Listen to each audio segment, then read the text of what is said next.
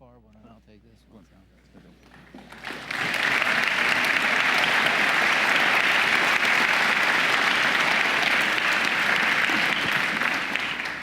I'm sure everyone here feels as I do. This is one of the big days in a full calendar that we've had at Purdue. We have an awful lot of very illuminating and important guests, but none I've been more excited to welcome to campus than Jeff Immelt, the chairman and CEO of GE.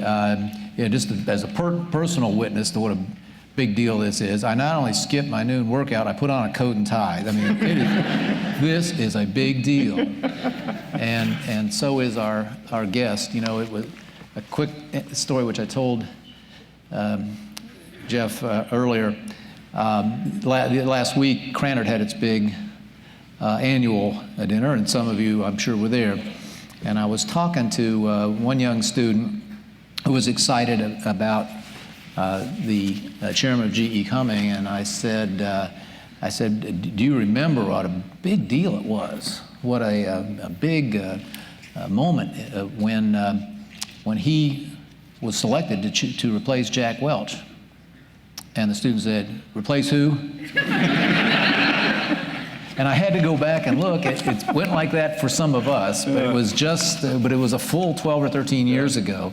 And for those who don't remember, it was like the papal succession or something. I mean, everybody wanted to know.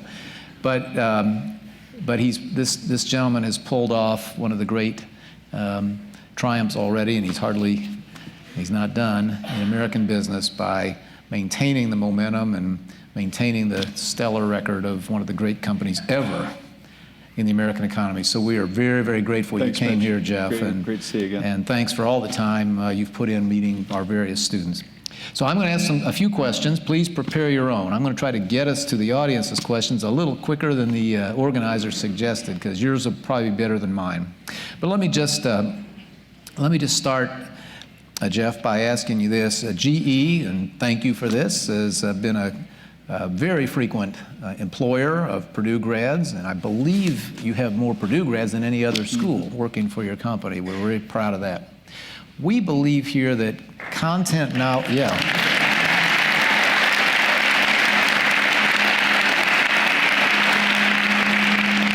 we know that great companies like GE want expertise, content knowledge, in your case frequently people who are technologically really ready, but we believe and sense that you want more. You want leadership and other breadth and other qualities. Could you say a little about what you're looking for when you send folks to a place like Purdue?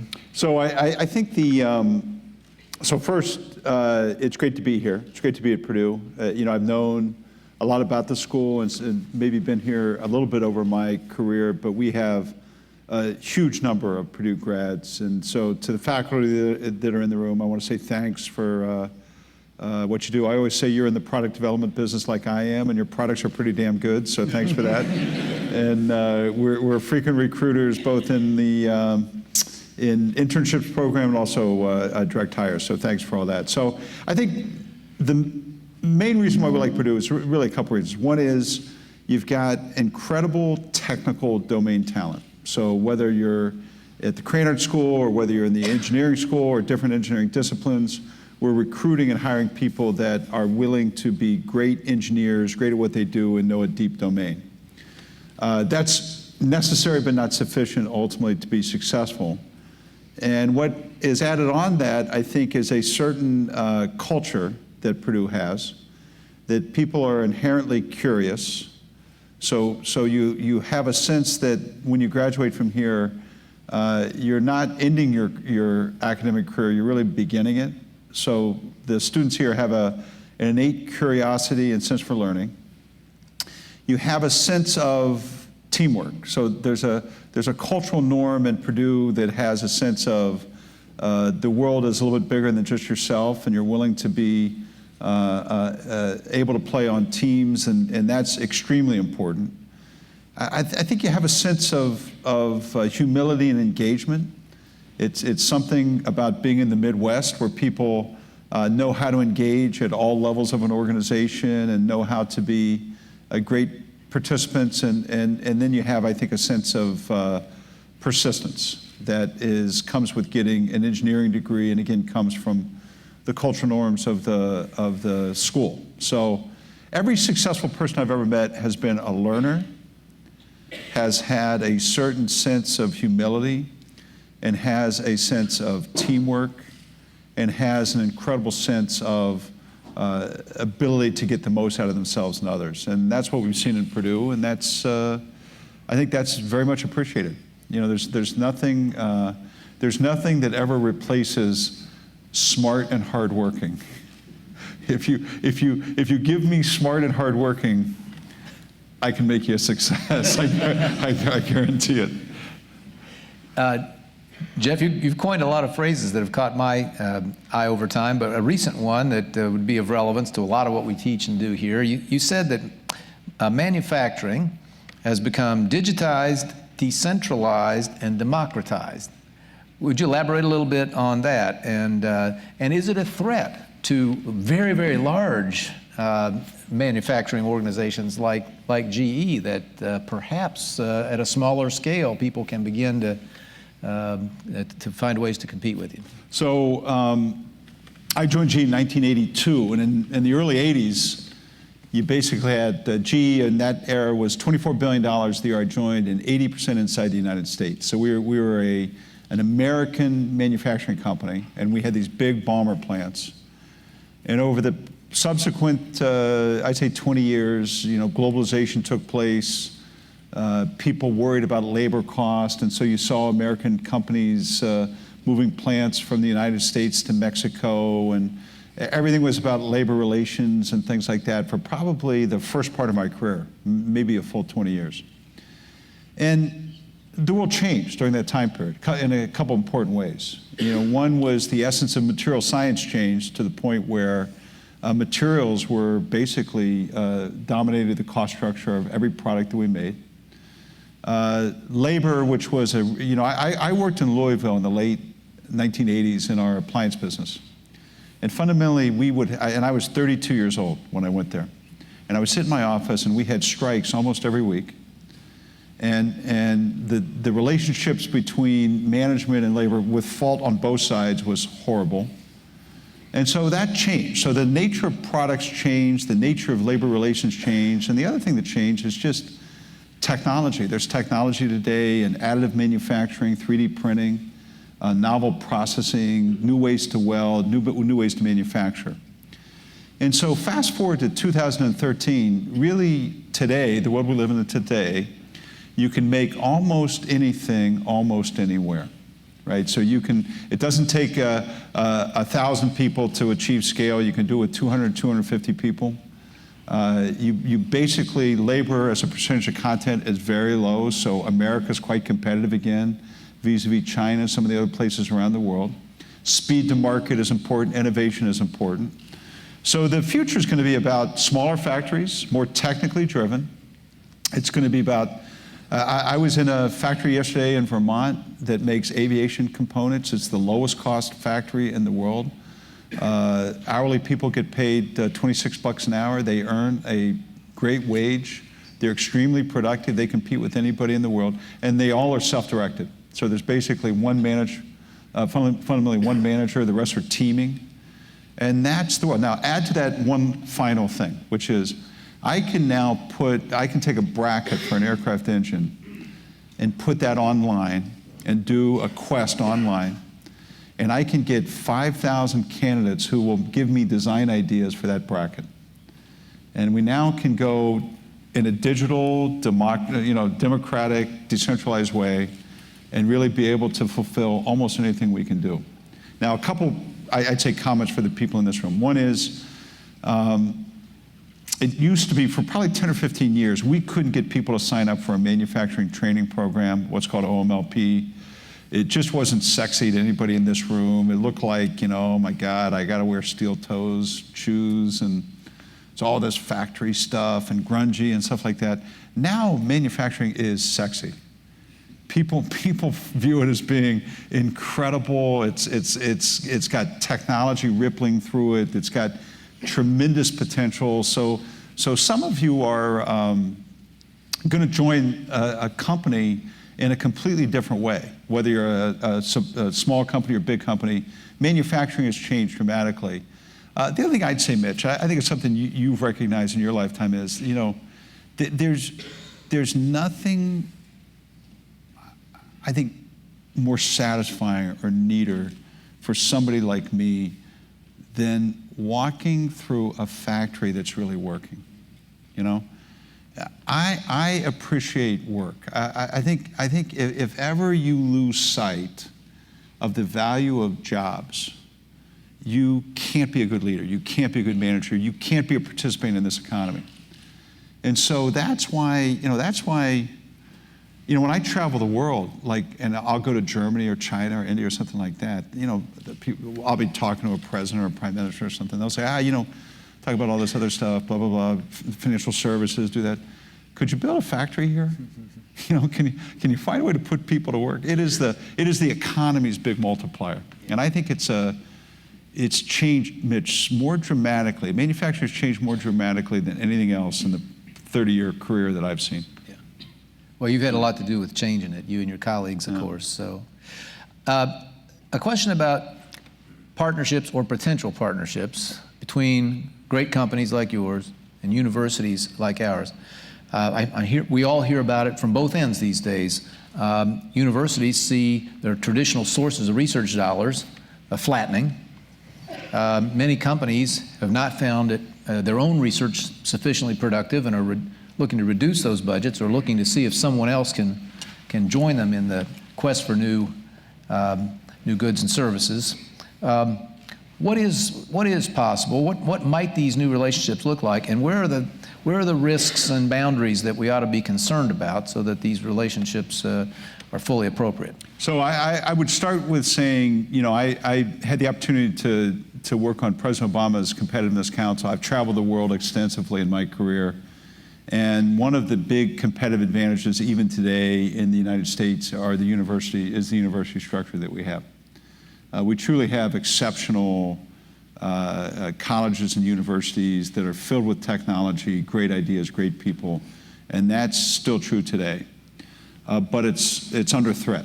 And the threat is the fact that in some way, shape, or form, as we reduce the size of government, collateral damage is going to be universities, right? It's just we have more government than we can afford, and that's just the state of affairs. And so what it really means is that the private sector has to do even more with universities than it's done before. So start with that as a problem. So a company like GE, we spend a lot on R&D, probably more than $6 billion every year. We very much believe in open architecture, so we very much believe that we don't invent all the good things, that we need collaborations with colleges and universities and lots of outside people to be successful. We've done this for generations, we'll continue to do it. And what we have to do is we have to up this a notch. So in other words, I think businesses are going to have to be more externally focused on research and development, and universities have to be bigger catchers in that process. So that, there's a need, and there's only one strategy we can pursue. Businesses have to do more direct connect with universities. Now, I'd say there's two encumbrances right now. One has been intellectual property, and that's a fault on both the business side and on the college side, and a lot of that's being corrected. And the other one is that almost all research that gets done at universities today is complete luck, serendipity. So we have a Purdue grad that works in Cincinnati. He or she has a favorite professor that has a project or has a lab here. Work gets done. Now that's a hard way to run a railroad. Counting on good luck is almost never a good strategy. We have to do things more systematically. So I think, Mitch, where this goes is it goes along big themes that can be done in a couple universities that are cross-functional in nature, that have real outcomes and skin in the game, where a university and a company are completely aligned and do it over multiple years. And I think in some way there's going to be a new model that emerges that has to happen that way. It's going to have to be bigger, longer, and around big pursuits, big problems. So things like, we've launched a big initiative inside the company called the Industrial Internet. And this is basically taking analytics around machines that have sensors. So you can take a jet engine at GE, it's got 20 sensors, it takes a couple terabytes of data on a continuous basis. If we can model the performance of the way the blades work, the optimal fuel performance, we can save our customers billions. That's going to be data science. We're going to do some inside the company, we're going to do some outside, but there'll be a university that has a industrial internet lab that we're going to be counting on to give us people, give us practices and things like that. So universities are going to have to elevate. I think companies are going to have to make more long-term commitments on big themes that are more substantive, and the two are going to have to meet in the middle. And we plan to do a couple of those, I'd say early next year, just to see how they work. Yeah. I've always thought that one of the most fascinating phenomena to watch was the struggle, or often the struggle, of companies as they grow and grow and grow to maintain a culture that made them successful in the first place. I did a lot of work with Walmart, for example, in a different life, and even then they were wrestling with it. Now, to an outsider, GE is outstanding in many ways, but two that I think I see are that you have maintained, even as you've grown, spread to every country virtually on earth, business lines have come and gone, you have maintained a culture of innovation through the company. And secondly, a culture and certainly a reputation for integrity. And the dog that doesn't bark doesn't get noticed sometimes, but people who pay attention do notice. So could you talk a little bit about, as the company becomes bigger, more diverse, and even changes business lines, how you keep those values and your high standards intact? Look, I think the size is the enemy, is what I'd start by saying. Like the trick of a company like GE or an institution like Purdue is, how do you make size a strength and never a weakness? How do you make size and scale powerful, but never allow it to become the encumbrance, too bureaucratic and too, just too unable to move. And so we're a big company. We're almost $60 billion in revenue. We do business in 160 countries. We have 310,000 employees. So just about no matter what scale you step on, that's big, all right? That's kind of, and what I would say, Mitch, there's a couple things. First, culture counts. So we actually have a culture. We actually think about a culture for the company as things that band people together. So when you think about our culture is mission-based. People like the industries we're in. They want to play big in those industries. It's a culture where we search for a better way. We never think we're the best in the world at anything. We think we can always improve. We're solutions-oriented, so we really talk about solving problems for society and our customers. And this is a we company, not a me company. So this is about the totality and never about the individual. And basically, when I leave, basically the goal is to make sure people come in and say, he didn't even exist, In other words, the institution moves forward. That's what we all fundamentally believe in. And about 50% of the people that join GE leave by their 5th year. But if you stay forever. So we tend to go through a process of kind of knowing who we are, and people have to decide how they fit into the culture. And I don't say that as either a good thing or a bad thing, it's just where it is. So I think culture counts. And then you have to add to that a dissatisfaction with slowness. So there has to be a healthy, I would say we have a healthy kind of skepticism about headquarters. I say that even though I am headquarters now. There's a healthy skepticism about anything that is slow or anything that is centralized or anything that doesn't add value, and people are encouraged to be participants in that. And I would say something that I think my predecessor was awesome at, that I learned, is this sense of informality and access. So basically, in a short period of time, and I've seen this in Mitch because I've known you a long time, I've known you as a governor and stuff like that, you always embody this sense of informality and access. And I think the way we run GE is everybody that works for the company thinks the CEO can intersect with their life any given day. And there's a sense that everybody has voice, that basically nobody is allowed to hide behind a lair. Everybody is expected to travel and see people and things like that. So culture, a healthy skepticism about size, and then I think on the integrity part, with 310,000 people, it's like a city, right? And when I'm sitting here right now, of 310, there's probably 10 people that are doing something I really hate right now. I'd be incredibly naive if I didn't think that. But what I do know is they're not at the top, they're not in the senior leaders, and that we're going to find them and fire them. In other words, we're going to spare no expense to find them and instantaneously fire them. So it's a combination of at the top. Look, at the top, these are all people that have been with the company that wear it in their heart, and we have 185 officers in the company. We wear this company in our heart, right? If you don't have that, you've got nothing. But we have a very active ombuds program. We have an audit staff. We find things. We want people to raise their hand and say something's wrong. We want to find things, and that's the only way you can run a company this size. You got to have unanimity of purpose at the top, and you got to be very active at the bottom. Yeah.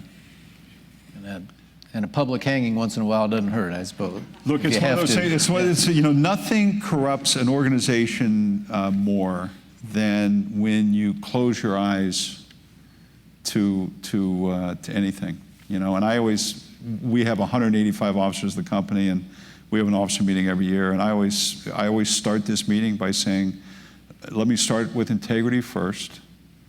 You're at the top of a company where everybody looks up to you. In this room, it's one strike and you're out, right? You don't have a union steward. You don't have I'm your union steward, right? And so there's no gray area. It's just you guys know how to conduct yourself, and that's the expectation. And it's just nothing corrupts more than an inability to. Now we still take risk. I mean, I think. Look, my view on reputation is you're crazy if you don't use it. So we do a lot of business in Nigeria. We do a lot of business in Russia. We do a lot of business in very difficult places. But that's because of our reputation. You can't. I think if you have a good compliance process, use it, and don't be afraid to kind of bloody your nose every now and then. I very much believe in that as well. Well, the results show. GE is a rarity in so many ways. One that I think we all have associated with you over time is that you're a very diverse company. I don't know if conglomerate is still a word we use, but your business lines are reasonably similar, but not entirely. And yet you brought it off when that model long since been discarded by most people who just couldn't succeed with a portfolio of businesses. Now, if I see it correctly, you folks have been very quick to move from business to business as you thought the needs of the overall enterprise required. The question I want to ask you is, you're here in higher education. You lead a business known for constantly changing. You're in a setting which some people say nothing changes ever. Do we just inhabit two different universes, or are there things that higher ed should learn from the speed you were talking about and the accelerating change that you live with every day? So, on that one, Mitch, I'd say, so we run a conglomerate, right? So we're a multi-business structure, and we're in 8 big product lines. And, so I've been CEO 10 years, 12 years. I've sold half the company. So we're narrower today than we've ever been. And so we do a couple things. We manage the portfolio. So we manage do capital allocation, and we sell a business, and so we're always active around the portfolio. One of the things that I did just recently is we sold our media business, which was NBC we owned for 20 years. And you try to be self-aware about whether or not you're adding value. And it was a perfectly good business, but I found out myself increasingly, we run the company as an operating company, not a holding company. And I found myself increasingly not being able to add much value. So other than telling the team, go make better shows, I wasn't really adding much personal value. And I saw another space in oil and gas technology where we were relatively small, and there was a place that I thought we could do 30 things better than any of our competitors. So in that case, you exit something, and then you put the allocation in something else, and so we're constantly trying to do that. And at the same time, we work on a core set of enterprise strengths that we can spread across the organization. So technology. Turns out globalization is something that's very scale-based, so we can really use our global brand. Leadership development, capital allocation, and customer franchise. So we have kind of 5 things that we try to spread across the company. And then the thing that keeps us fresh is a strong external focus. So we have people that live in the markets. We're very paranoid about our competition, our customers, and we constantly have an external focus. Now, I'm on the board of trustees at the school I went to, so we all suffer from, this is nothing unique to Purdue. I think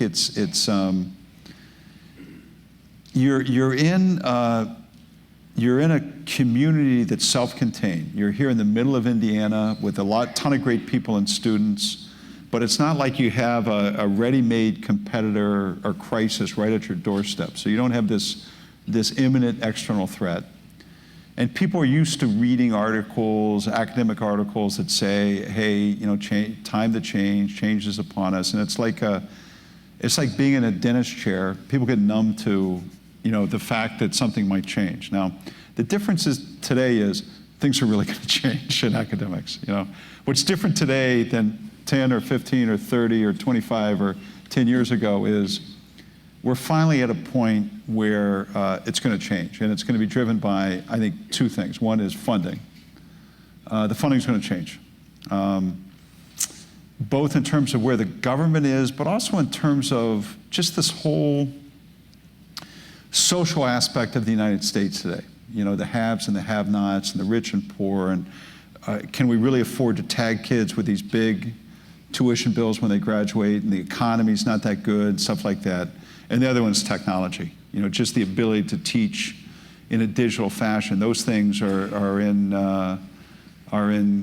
confluence, right now. So I think, I know you know how to drive change because I've seen you as a governor, and I've seen you when you were at Lilly, and you just got to do it. I think from the best I can say from GE is, we need Purdue to be always leading edge. We are so committed to this school. We need you to continue to be the best. And I would just encourage, I just think, Mitch, in some way, shape, or form, in the next decade, education is going to be invaded with new technologies, new principles, new practices. And I do think, nothing ever happens as fast as any of us think, but in the next 10 or 20 years, there's going to be some real winners and losers in terms of how advanced education takes place in this country. I was always, again, when you're in the media business, everybody always makes you feel uncool, right? So the one thing I noticed was that everybody always wanted me to feel like I was a complete schmo. Didn't know anything about how to make a show, blah, blah, blah. And a bunch of guys would like black shirts buttoned up to the collar, no tie, and I'd be a stiff in a suit, and you're just not groovy or hip or things like that. And then if you ever want to talk about change, they'd say, hey, no, let's make the show the same way we did in the 1930s, I thought you'd make a show and then deliver it with a pony. And you'd be talking about, what about all the content online? And I'd be like, chewing my teeth, like, oh my God, we're going to be all this online media and stuff like that. And so sometimes the smartest people are the last ones to want to change. And I think that's in some ways what you got to work on, what you have to work on here. And the best I can offer you is I can be a reporter sometimes of what's going on in the rest of the world, and we have to find ways to fit in on that. Yeah. Thank you. So here's an alert to all those who have questions. This is my last one, so get ready. This is a question I know poor Jeff has had to answer too many times, but not here. And it goes back to that event that I remember, and the Cranard student didn't. That's when you were selected. And all of us have always seen GE as one of the true meritocracies. I mean, I've got the only thing I know it's close to, I got a friend who's an NFL official.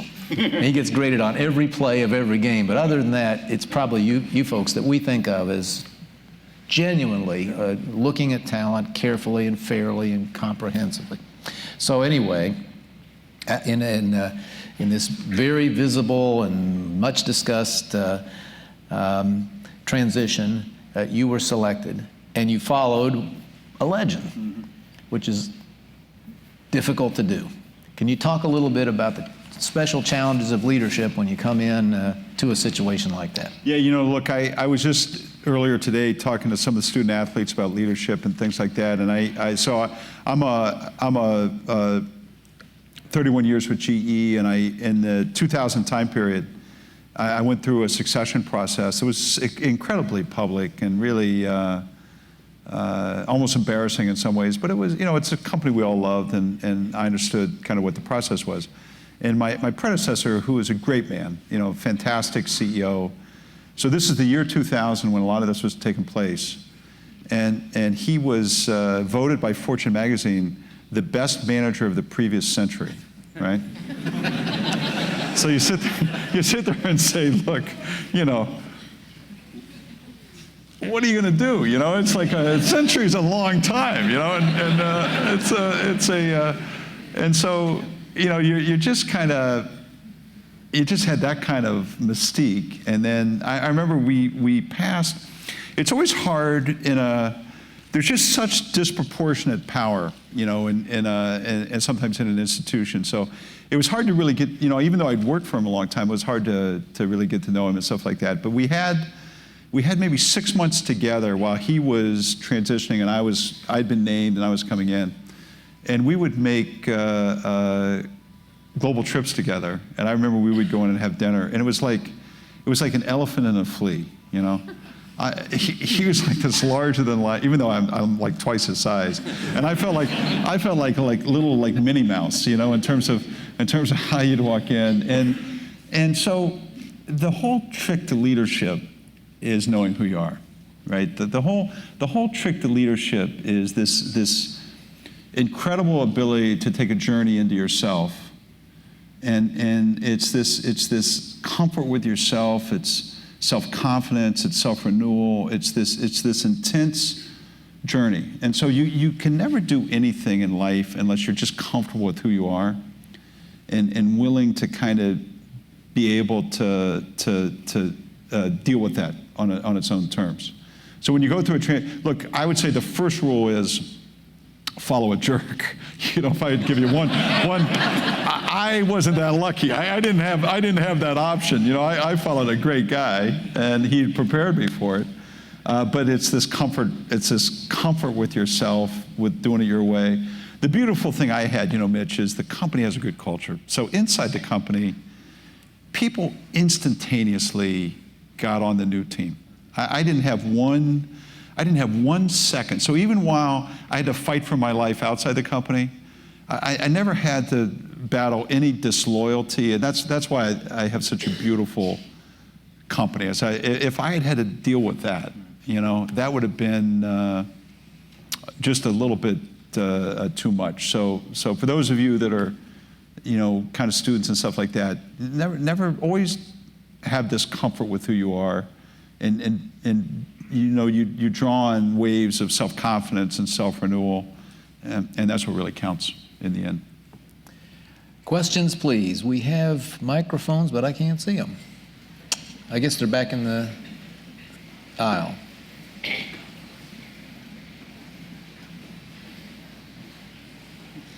So let's toggle from left to right. We'll do it that way. On my left. Hi, my name's Derek. I'm a EE student. My question is regarding this culture of startups. So you say manufacturing is sexy, but from what I hear from a standpoint of a college student, I'm asking all my friends and all they're talking about, oh, I want to start a startup company, or I want to go into being an entrepreneur. And even if I go into a real job, maybe I'm going to stay there for 5 years and then start my own company. Mm-hmm. So the first question is, this is sort of my view from a college student, and I kind of want to know from the view from the top, whether this is true or not. Is it true that there's this culture shift of everybody trying to be a startup? And secondly, if this is true, does it matter to you guys that the smartest and brightest of all of us are starting to want to be our own bosses instead of working for a big company? Look, I think it's a great question. I would say that there's no doubt that there is an entrepreneurial craze, not just in the U.S., but globally. I think in the late, when I was coming out of school, GE would have maybe seen, let's say, 95% of all the qualified people that could have come to work, we would see. Now that number's lower because there's a lot of people that just want to do their own thing, want to do a startup and things like that. So one of the things we try to do is be where the startups are. So when we build our analytics center, we build it in California. We're in the flow. We make investments in startup companies and things like that. So I have great appreciation. I have great admiration and respect. I don't think it's either or. I think both exist. In our company, we believe in scale-based entrepreneurship. So we are in complicated technologies that are detailed systems integration that a small company would have a hard time doing. A jet engine. I was with Mark Andreessen is a friend of mine. He's one of the best venture capitalists in Silicon Valley. He's been the force behind most big startups. Another Midwestern guy, I think he went to Wisconsin. He wrote an article that said, software eats the world, right? So we were at a Minds and Machine meeting in Silicon Valley last year, and on the stage, we had a GE90 jet engine, the highest thrust jet engine ever made. Huge, half this stage. And I turned to Mark the very first time and I said, eat this, So I don't think it's quite as binary. I think there's still a lot of people that want to do big systems integration, and that's where we want to be the best, and we can work with small companies and startup companies to do it. My pitch when I come to a place like this is, look, there's a lot of ways you can build a career. Startups are a great way. But if you want to sit in the front seat of history, I give you my personal guarantee you're going to do it at GE. My personal guarantee. What's going to happen in energy? What's going to happen in healthcare? What's going to happen in aviation? What's going to happen in China? What's going to happen? That's my value proposition when I come to a school. So we need all pathways work, and I have massive respect for the entrepreneurial spirit and what it means. This side. It's Jeff Peters, a doctoral student. You mentioned that GE has a huge diversity portfolio. How do you learn from each different business to improve the efficiency or operations of GE as a whole, and how might an academic institution learn from that as well with a lot of different departments that are seemingly very disparate? So we are, so we do probably two things that build the oneness of the company. One is in technology. So we're the last US company for sure that actually has an industrial research lab. And it dates back to Edison. We now do it in Beijing, or rather in Shanghai, Bangalore, Munich, Rio. So we're very global, and we have a group that really brings together technologies, ideas, spreads them across the totality of the company. And then we have a leadership institute where we get ideas, best practices, and we invest $1 billion a year in training and in education. So we do things that pull together the oneness of the company. You know, in an academic setting, I think what Mitch has to do is lay out some pursuits for you guys that are meaningful to society and where academic institutions can participate. And you guys have to elevate like an inch. You know, in other words, an academic, and I say this with pure love and respect, they want to be entrepreneurs around something small, you know, something that they can be true experts in. And that's the way the NIH and the NSF and the basic funders of academics have gone niche to niche. So it's been micro to micro, right? I don't deal in micro. You know, that in an industrial setting, that is purely luck. You know, I say, look, guys, I want to be the best in analytics in the industrial setting in the world. Let's go. So that'll collect a few different ideas as part of that, but it's part of a bigger theme. And so I think that the task at a place like Purdue is to get enough elevation to collect things together without hurting the academic entrepreneurial spirit, but making, you know, 5 different disciplines play together, not 30, but 5 that are really meaningful. Now, what I just described is like happening nowhere. You know, so it's not like I come here and say there's 35 institutions doing this. There's really, you know, everybody says they want to do it. This is hard to do in a setting like this where you have so many brilliant people that have basically been rewarded based on, you know, being really a domain expert at 1 or 2 things.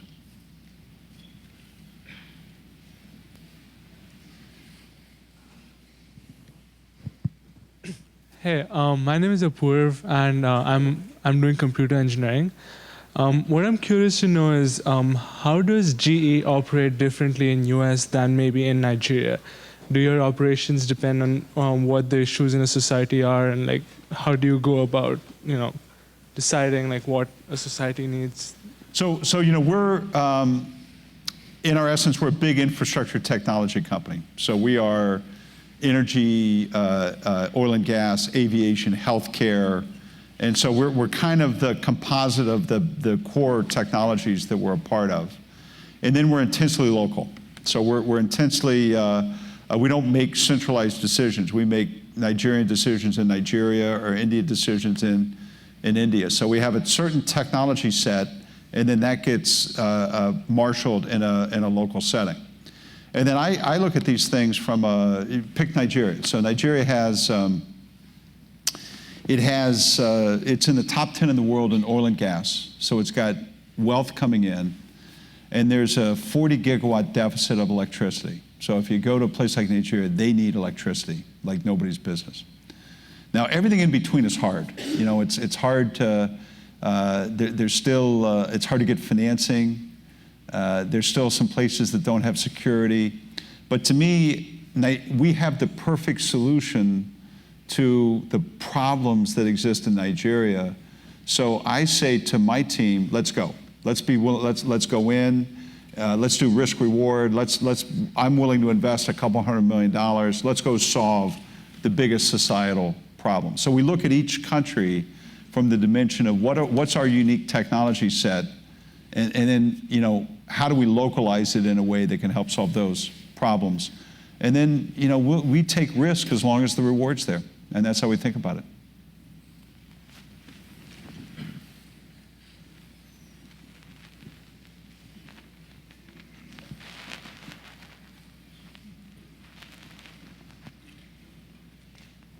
Question up here as well.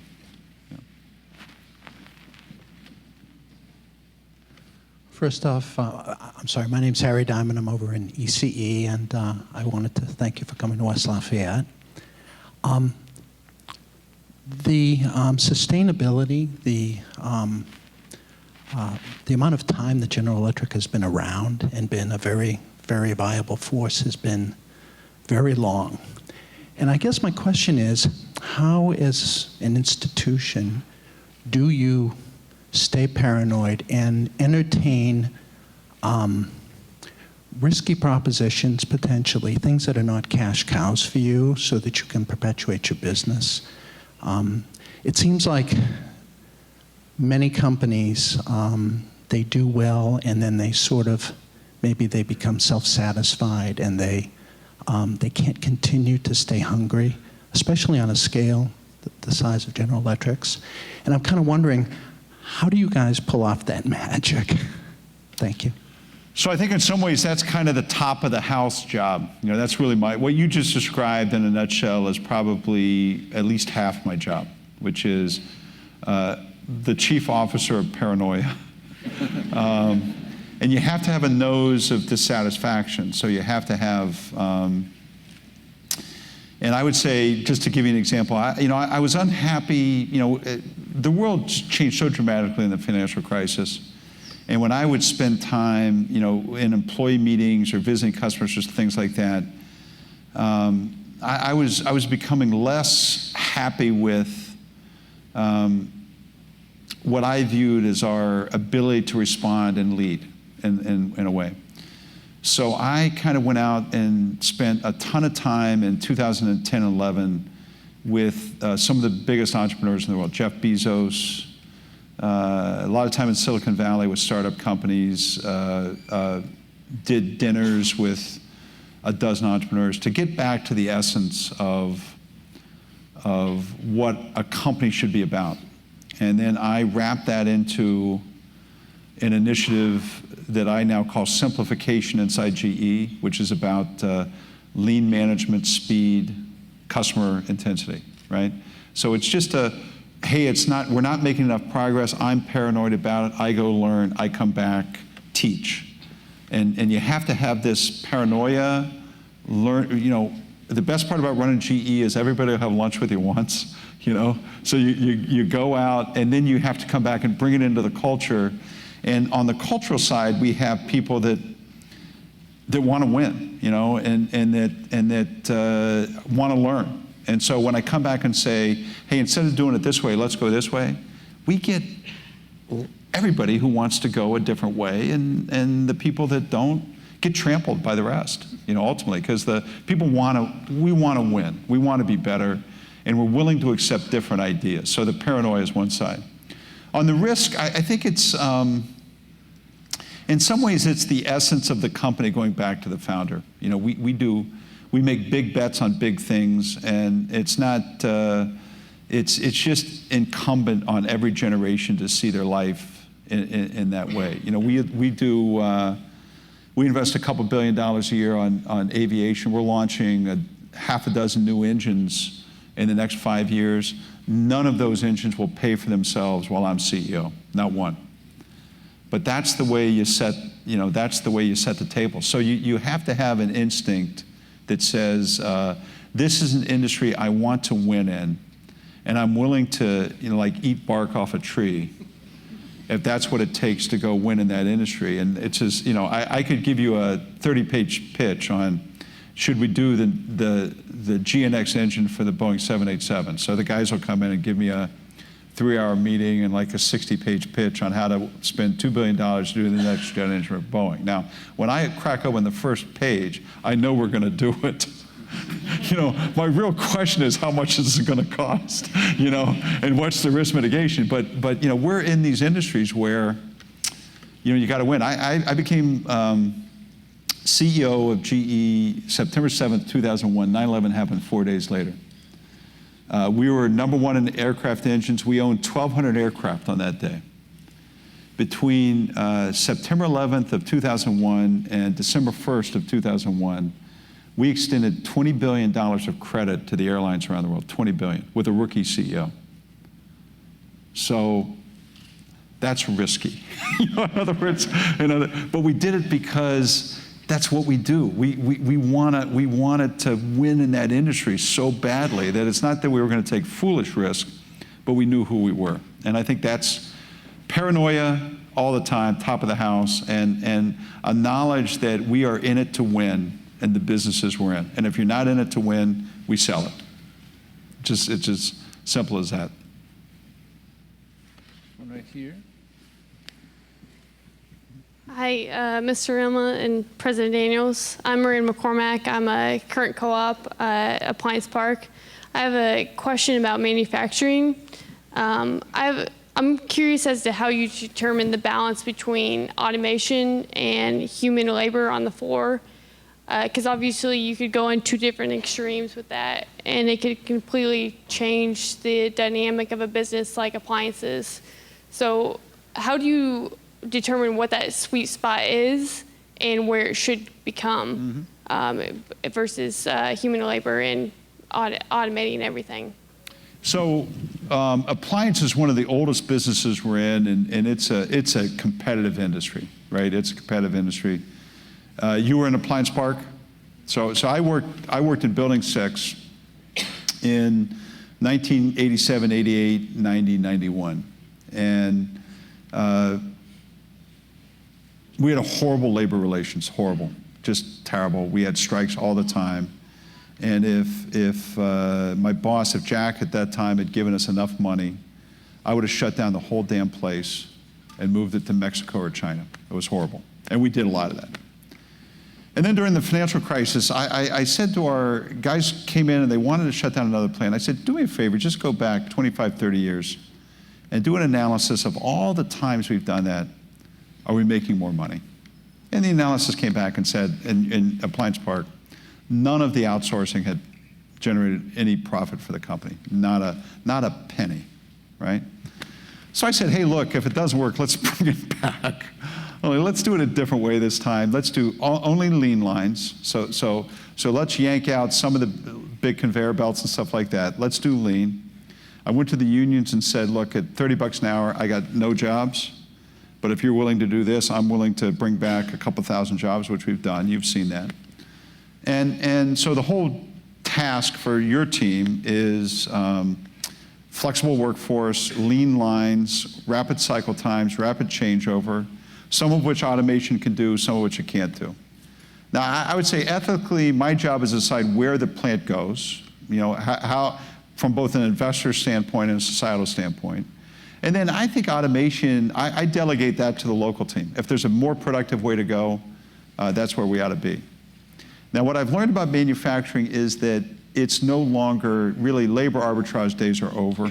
I think it's all about now speed to market, localization, innovation, and that's what we do in appliances. But we still look, we're building factories in China, we're building factories in Russia, we're building factories in different corners of the world. And there's a lot of places where automation make perfect sense when you're doing repetitive work and you need to do it at high quality and speed. So labor's a piece, automation's a piece, there's no cookie cutter approach. And today you want to be close to your markets because that's where the innovation is going to take place. One more. Way down front. Right here.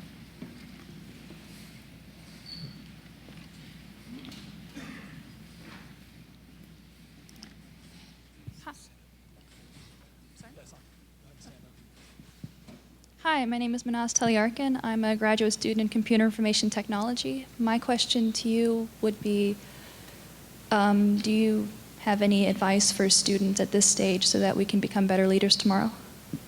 So I think it's, the best careers today are built deep first and broad second.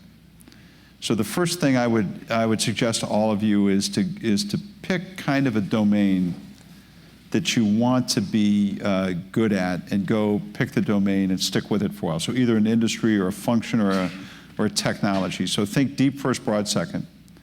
The second thing is no matter where you go, pick the things that represent change or interest inside the company. So try to get involved in big initiatives that are taking place inside the company because it's a great way to get new training, get the right skills. Early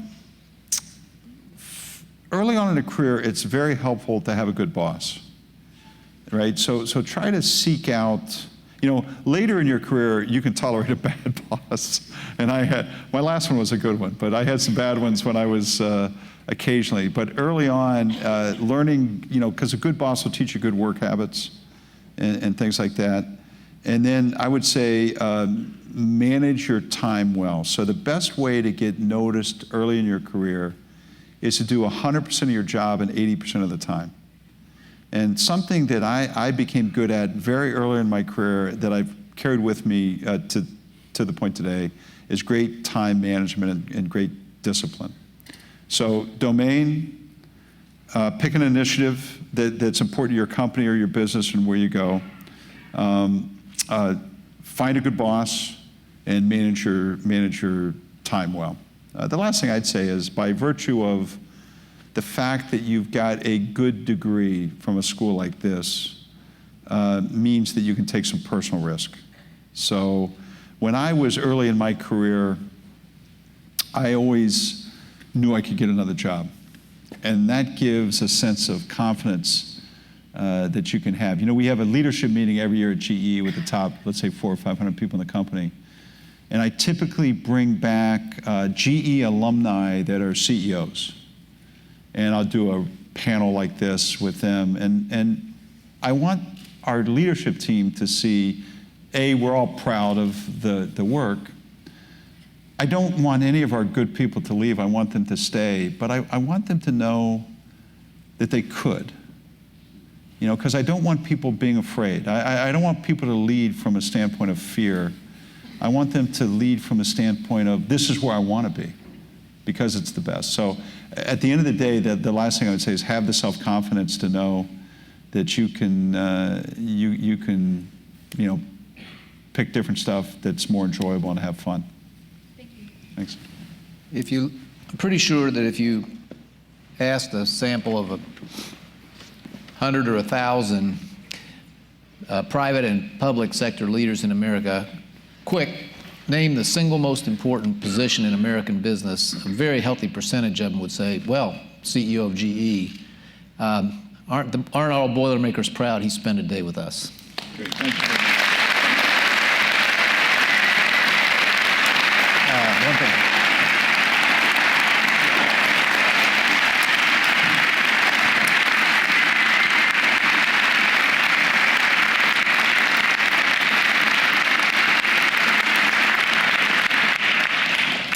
So what do you give the man with everything? And so I thought I knew. We'll give him a Purdue sweatshirt. They said, nope.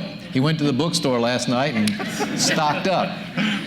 Fortunately, some of our students had already thought of something else, something that I'm pretty sure you don't have. And so everybody could see it. I asked them to make a picture, which I hope will come up, using 3D technology of the kind that GE is very interested in.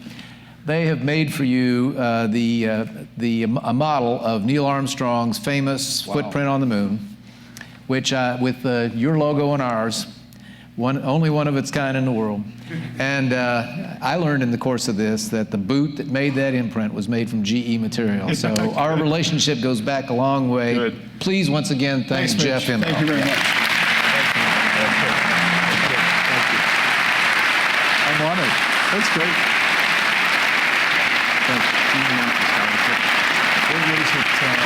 $100,000. So Tony just reminded me that I forgot probably the most important part, and that was to announce a $100,000 scholarship that we're going to grant today to Purdue, and it's just another continuation of a great relationship we've had for a long time.